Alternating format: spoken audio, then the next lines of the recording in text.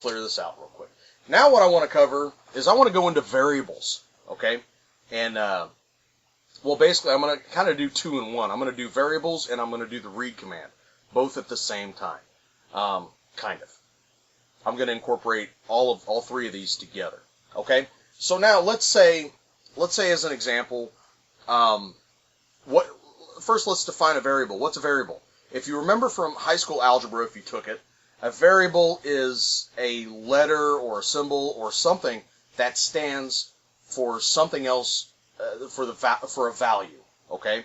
And that value could be anything. And in algebra, that's what you solve for. You're trying to find out what the value is.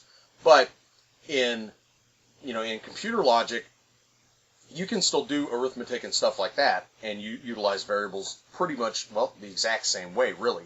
But variables in this venue, they can be anything, okay? They can be letters, numbers, they can be phrases, they can be entire sentences. They can be pretty much anything. And I'm going to give you an example of that. First thing you need to do with a variable, if you're going to use a variable, then you have to define it. What is the variable? What is its value?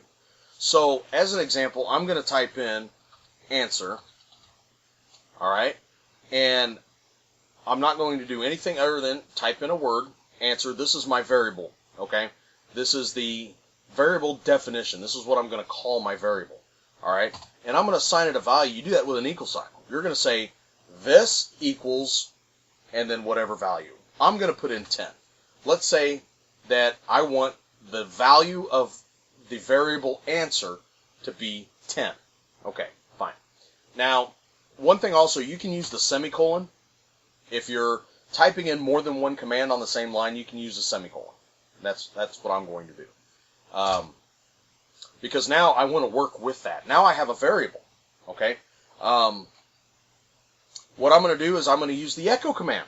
I'm going to have it printed out on the screen so we can see that the variable is being used. So I'm going to do an echo and basically print it out. Okay? And in order to use a variable, once it's defined, you have to put in a $sign. And this is true for many, if not most, of the programming languages I've ever seen. This is how variables are typically used. So if you have any experience, then this should be second nature to you. So what we have to do is in order to use it, it has to be spelt the same, capitalization counts, so ANSWER. So that is the actual variable itself. When the computer reads that echo command, it's not going to read echo variable. It's going to read echo and whatever that value is. Okay?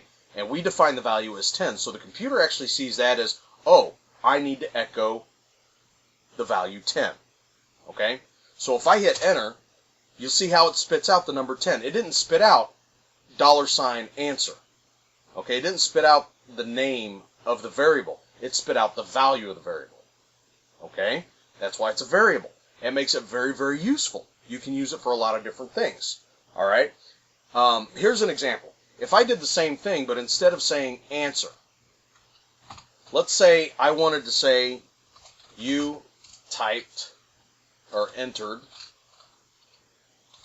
a value of, and then whatever it is, which is the answer for the variable. Okay? I can do something like this, and it's a substitution. Because again, remember, the computer is not going to see that $answer. It's not going to see the name necessarily of the variable when it's executing its command. All it sees is the value. So if I hit enter, you'll see now it says you entered a value of 10 for the variable. You see how you can use it in place when you're not really sure, or you might not really be sure what it is just yet, but you know this is the format you want to put it in. You can do something like this. Okay?